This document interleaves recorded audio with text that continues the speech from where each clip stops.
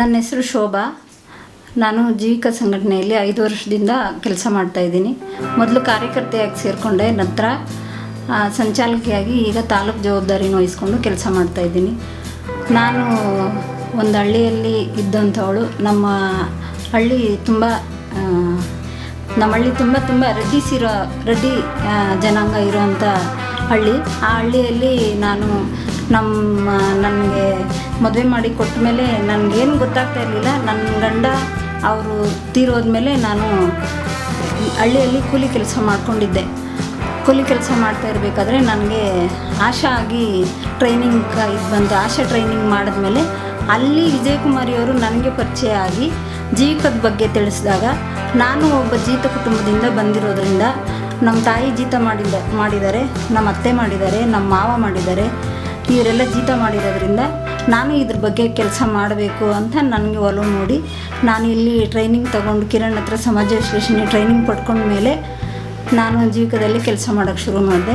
ನಂತರ ನನ್ನ ಮಕ್ಳಿಗೂ ಯಾವ ರೀತಿ ನಾನು ಸಮಾಜದಲ್ಲಿ ಬದುಕಬಲ್ಲೆ, ಒಬ್ಬ ಹೆಣ್ಣಾಗಿ ಈಗ ಮನೆಯಲ್ಲೂ ನಾನು ಸಂಸಾರ ನಿಭಾಯಿಸಬೇಕು, ಮತ್ತು ಈ ಸಮಾಜದಲ್ಲೂ ನನ್ನ ಮಕ್ಕಳಿಗೆ ಒಳ್ಳೆಯ ಸ್ಥಾನ ಕೊಡಿಸ್ಬೇಕು ಅನ್ನೋ ಒಂದು ಉದ್ದೇಶದಿಂದ ನಾನು ಜೀವಿಕದಲ್ಲಿ ವರ್ಕ್ ಮಾಡ್ತಾಯಿದ್ದೀನಿ.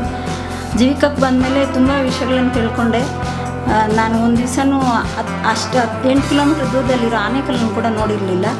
ಈಗ ಎಲ್ಲ ಅಧಿಕಾರಿಗಳ ಹತ್ರ ಮಾತಾಡ್ತೀನಿ, ಬೆಂಗಳೂರಲ್ಲಿ DC ಹತ್ರದಿಂದ, ತಹಸೀಲ್ದಾರ್ ಹತ್ರದಿಂದ ಎಲ್ಲರ ಹತ್ರನೂ ಮಾತಾಡ್ತೀನಿ. ಅದಕ್ಕೆಲ್ಲ ಕಾರಣ ಜೀವಿಕಾ ಸಂಘಟನೆ ಮತ್ತು ಕಿರಣ್ ಸಾರ್ ಕೊಟ್ಟಿರುವಂಥ ಪ್ರೇರೇಪಣೆ.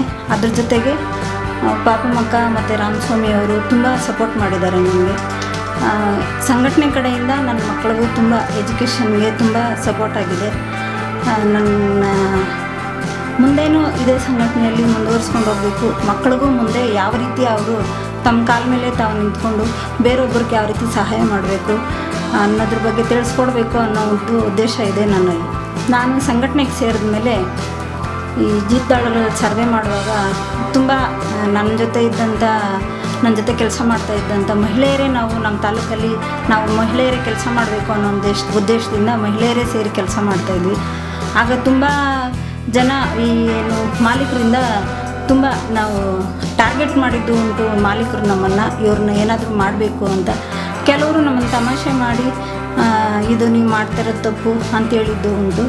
ಅಧಿಕಾರಿಗಳಂತೂ ಇವ್ರಿಗೆ ಮಾಡೋಕ್ಕೆ ಕೆಲಸ ಇಲ್ಲ, ಸುಮ್ಮನೆ ಈ ಕೆಲಸ ಮಾಡ್ತಾಯಿದ್ದಾರೆ ಅಂತ ನಮ್ಮ ಮೇಲೆ ನಮ್ಮನ್ನು ಬೈದಿದ್ದು ಉಂಟು. ಬೇರೊಬ್ಬರ ಹತ್ರ ಮಾತಾಡ್ಕೊಂಡಿದ್ದು ಉಂಟು.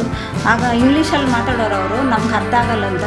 ಕಿರಣ್ ಸರ್ ಹತ್ರ ಟ್ರೈನಿಂಗ್ ತೊಗೊಂಡ್ಮೇಲೆ, ಇಂಗ್ಲೀಷ್ ಟ್ರೈನಿಂಗ್ ತೊಗೊಂಡ್ಮೇಲೆ ಸ್ವಲ್ಪ ನಾವು ತಿಳ್ಕೊತಾ ಇದ್ವಿ ಅವ್ರು ಯಾವ ರೀತಿ ನಮ್ಮ ಮೇಲೆ ಮಾತಾಡ್ಕೊತಾರೆ, ನಮ್ಮ ಎದುರಲ್ಲಿ ಒಳ್ಳೆ ಮಾತಾಡ್ತಾರೆ, ಸರಿ ಆಯಿತು ಅಂತಾರೆ.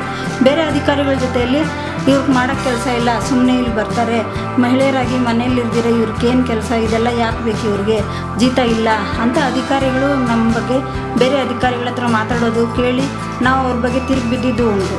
ಅದ್ರ ಜೊತೆಗೆ ಈಗ ಮಹಿಳಾ ಗುಂಪುಗಳನ್ನು ನಮ್ಮ ತಾಲೂಕಲ್ಲಿ 40 ಗುಂಪಿದ್ದು ಕಾರ್ಯಕರ್ತರು ನಿಂತೋದ್ಮೇಲೆ ಈಗ ಒಂದು 33 ಗುಂಪು ನಡೀತಾ ಇದ್ದಾವೆ. ಮಹಿಳಾ ಗುಂಪುಗಳನ್ನ ನಡೆಸ್ಕೊಂಡು ಹೋಗ್ತಾಯಿದ್ದೀವಿ. ಬಾಲಕಾರ್ಮಿಕರನ್ನ ಕೆಲವ್ರನ್ನ ಸ್ಕೂಲ್ಗೆ ಸೇರಿಸಿದ್ದೀವಿ. ಅಂಗವಿಕಲರ ಶಾಲೆಗೆ ಅಲ್ಲಿ ಹಾಸ್ಟೆಲ್ಗಳಿಗೆ ಸೇರಿಸಿದ್ದೀವಿ. ಈ ಥರ ಕೆಲಸ ಮಾಡ್ಕೊಂಡು ಹೋಗ್ತಾಯಿದ್ವಿ.